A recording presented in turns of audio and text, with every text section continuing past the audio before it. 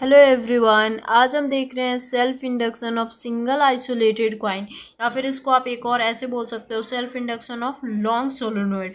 तो जो flux linked through the coil of N turns is proportional to the current through the coil. जो flux linked हो रहा है कॉइल में वो एन टर्न्स के लिए वो प्रोपोर्शनल होता है करंट जो कि फ्लो करता है कॉइल में। तो एन फाइव भी आई आ गया, यहाँ पे प्रोपोर्शनैलिटी कांस्टेंट हटाएंगे, इक्वल टू का साइन आएगा, तो यहाँ पे प्रोपोर्शनैलिटी कांस्टेंट एल आएगा। ठीक है, तो अब यहाँ पे इन दोनों के तरफ डेरिवेशन लगाएंगे। तो यहाँ पे डेरिवेशन लगाओगे तो N D five by D t, और यहाँ पे डेरिवेशन एल ऐसे बाहर आ जाएगा क्योंकि कांस्टेंट है, D I by D T आ जाएगा फर्स्ट इक्वेशन से। ठीक है, अब यहाँ पे देखिए व्हेन करंट इज वैरिड, जब करंट वेरी कर रहा है यहाँ पे, तो जो फ्लक्स लिंक्ड हो रहा है कॉइल में वो भी चेंज हो रहा है, और जो ईएमएफ है वो इंड्यूस्ड हो रहा है कॉइल में। तो ईएमएफ जो होगा वो N D five by D t के इक्वल होगा, मतलब माइनस आ रहा है लेंज लॉ से, एंड माइकल फ्राइडे के सेकंड लॉ से जो ईएमएफ होता है वो rate change of flux by time होता है। तो और यहाँ पे एन नंबर ऑफ टर्न्स है, तो एन से मल्टीप्लाई करके D five by D T आया, तो ईएमएफ यहाँ पे कितना आएगा, यहाँ से देखिए ये N D five by D t है, यहाँ पे भी N D five by D t है, तो ये दोनों इक्वल है, तो हम इन दोनों साइड को इक्वल कर देंगे, तो ईएमएफ जो होगा वो इक्वल हो जाएगा, यहाँ का माइनस आ जाएगा यहाँ पे L into D I by D T. अब एक सोलोनोइड है जिसमें क्रॉस सेक्शनल एरिया ए है एंड लेंथ एल है, तो उसमें number of turns per unit N जो है वो number of turns per unit length है, तो उसमें मैग्नेटिक फील्ड कितना होगा ये देखते हैं।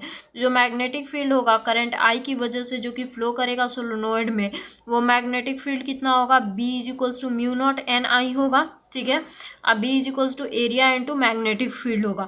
Total number of flux link कर रहा है सोलेनोइड से वो कितना आएगा, तो N D five is equals to, यहाँ पे देखिए एरिया का यहाँ पे मैग्नेटिक फील्ड आया है म्यू नॉट एन आई, वो रख दिए म्यू नॉट एन आई, एरिया भी हम ऐसे ही रहने दिए हैं एरिया, और यहाँ पे नंबर ऑफ टर्न्स निकालना है, टोटल नंबर ऑफ टर्न्स, तो number of turns into L कर देंगे, यानी कैपिटल एन निकालना है तो एन इंटू एल कर देंगे, तो वो एन इंटू एल हो जाएगा, क्योंकि यहाँ पे जो टर्न्स है यहाँ पे ये एक टर्न का आ रहा है, हमारे पास एन नंबर ऑफ टर्न्स है तो उससे मल्टीप्लाई करना होता है, तो एन निकालने के लिए एन इंटू एल कर देंगे, तो ये यहाँ पे आ जाएगा। तो यहाँ पे इसको ऐसे सजा लेते हैं बस, mu naught N N square हो जाएगा, ए आई एल आ गया, और एन एल जो है वो टोटल नंबर ऑफ टर्न्स है।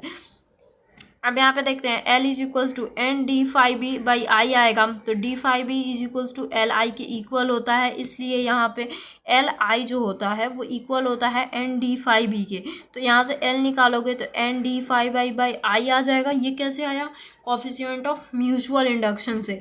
अगर आपको अपने ये टॉपिक नहीं देखी है तो यहाँ पे आया था, यहाँ पे देख सकते हो, ये कितना आया था, phi is equals to L I आया था, वहीं डी लगा दिए हैं हम वहाँ पे, तो यहाँ पे कितना आ रहा है, N D five by I आ जाएगा एल के इक्वल। अब एल यहाँ पे कितना आया, mu naught N square A L आया। ठीक है, और आई यहाँ से कट जाएगा, क्योंकि यहाँ पे देखिए यहाँ पे एल जो होता है एक और फॉर्मूला से ये हमें पता है, mu naught is equals to mu naught into N square A L होता है, और L is equals to mu are. यहाँ पे म्यू नॉट के जगह पे क्या रख दिए हैं, यहाँ पे देखो म्यू नॉट एयर में है, हमें अगर ये मटेरियल में चाहिए, अगर हम मटेरियल को इंट्रोड्यूस कर रहे हैं तो वो कितना होता है, यहाँ पे देख सकते हो म्यू आर जो होता है वो म्यू एम मटेरियल में बाय एयर का होता है, relative permeability is equal to magnetic ये मटेरियल बाय एयर होता है।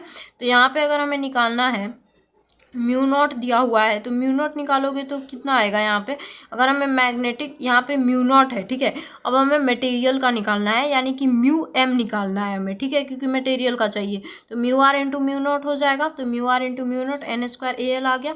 If we fill the inside solenoid with a material of relative permeability mu are, यहाँ पे ये कैसे आया है, जब हम यहाँ पे मटेरियल को फिल्ड किए हैं, ये तो था एयर में, ये एयर का आया, ये अब अगर हम फिल्ड कर रहे हैं सोलोनोइड में कोई एक मटेरियल जिसका रिलेटिव परमिएबिलिटी म्यू आर है, तो यहाँ पे मटेरियल हम फिल करेंगे तो म्यू आर की वैल्यू निकालेंगे mu are into mu naught करके। ठीक है, ना समझ आया। Work needs to be done against the back EMF. Back EMF मैंने बताया था, इसी को बोलते हैं सेल्फ इंडक्शन को ही एक और नाम बैक ईएमएफ है। तो उसका वर्क कितना आएगा इसमें अगेंस्ट में, इस बैक ईएमएफ को करने के लिए, तो इस्टेब्लिशिंग द करंट इस्टेब्लिश करने के लिए वर्क डन कितना ज़रूरत है ये अब हम देख लेते हैं। This work done is stored in magnetic potential energy, और ये जो मैग्नेटिक पोटेंशियल एनर्जी में वर्क स्टोर रहेगा। तो ये नेक्स्ट वीडियो में हम मैग्नेटिक पोटेंशियल एनर्जी में जो वर्क स्टोर हो रहा है उसको देखते हैं। तो ये फॉर्मूला आया था सेल्फ इंडक्शन का, L इज इक्वल्स टू, जिसको L से डिनोट कर रहे थे, mu r mu naught into mu r N square A L. ये आया, ये समझ में आया, ये एयर में था, यहाँ पे हमें मटेरियल में चाहिए था, तो mu are into mu naught किए हैं। एंड ये सेम ही है जैसे हम म्यूचुअल इंडक्शन में कर रहे थे। तो आई होप आपको ये self induction of long solenoid समझ में आई होगी। इसमें कोई भी दिक्कत हो तो कमेंट सेक्शन में पूछ लेना, एंड चैनल सब्सक्राइब कर लो। सर मिलते हैं गाइस नेक्स्ट वीडियो के साथ, वर्क वाला देखेंगे, इसी का नेक्स्ट पार्ट में हम वर्क करते हैं। तो इसका सेकंड पार्ट ही है, तो ठीक है, फिर नेक्स्ट वीडियो में मिलते हैं। इसका सेकंड पार्ट देखना मत भूलना। सो बाय गाइस।